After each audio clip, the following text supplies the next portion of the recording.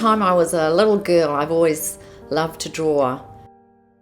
Pick up a pencil, I'd draw on anything, any piece of paper I could find.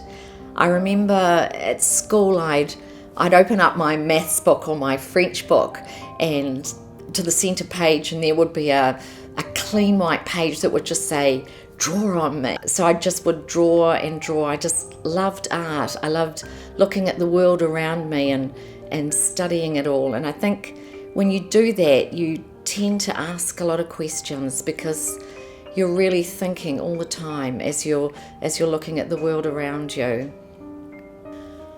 I grew up in a large family. I had 5 brothers and sisters, and we had an amazing home. My mum and dad were really devoted to each other, really loved each other.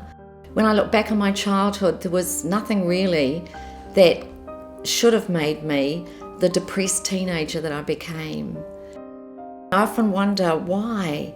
Why was there always that emptiness inside of me, that wanting to know, why was I here? What was I living for? What was it all about? I didn't just have a happy family.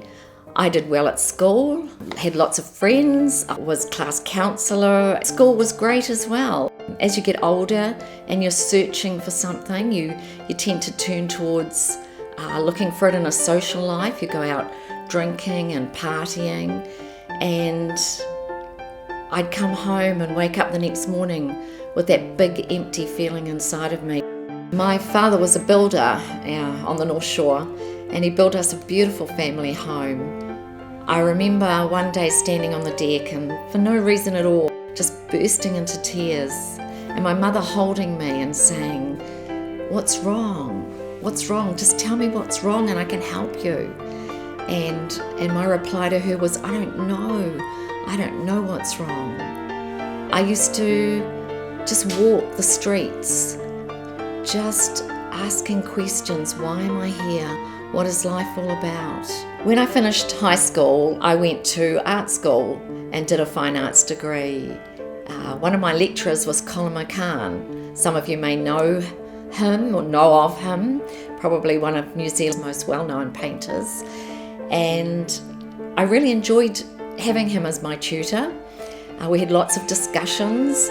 He was also a person, if you look at his paintings, who searched for God. Well, I have a reference from Colin that says that I was a person who was always asking questions and always seeking out answers. I wasn't just willing to listen to what someone told me, but I had to find out for myself. My sister and her husband invited me to go with them on a holiday to Great Barrier Island, but it was very lonely and isolated, and the very beauty of the place made my loneliness and my emptiness more pronounced and my depression more intense. One of my other brothers was staying on the opposite side of the island with a group of young people in a boarding house. When I went there, I met 2 people who said they were Christians. These 2 people didn't argue with me, but I saw in their lives something really wonderful. I saw a peace that I didn't have, and I could see that they were really happy, and I really wanted what they had. And through them, I was introduced to Jesus Christ. I didn't know if that could be real. And once again, then came all my questions. Is Jesus really who he claimed to be? Was he really the Son of God? During my next holidays, I was working in a factory. As I was working in this little jewellery place, putting bracelets together, I looked out the window and there was a fence running alongside the factory. And I didn't hear an audible voice, but it was very real. And this voice said, "You're just sitting on the fence. You're not following Jesus. You're not trusting God. But you're not happy out there just living a life without God. It's just as though you're sitting on a fence and you need to make a decision. Which way will you go?" It was as though God said to me, "Taste and see what I have to offer." And I did. and I found out it was everything that God had promised. My grandfather had given me a really lovely little Bible, and in the front of it he'd written, "Happy is that people whose God is the Lord." And so I took that step, and it's like stepping from darkness into light. Jesus said, "I'm the light of the world. He who follows me will no longer stumble in the dark."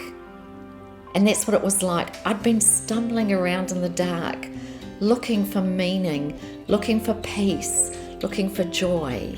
And that's when I found that living light just flooded my pathway. The Bible says that when we ask Him to forgive us, He's faithful and just, and He will forgive us. And that was the step towards this new life that God has given me. One of the most fantastic things was finding that God had given me a guidebook. He'd given me a roadmap, and that was the Bible.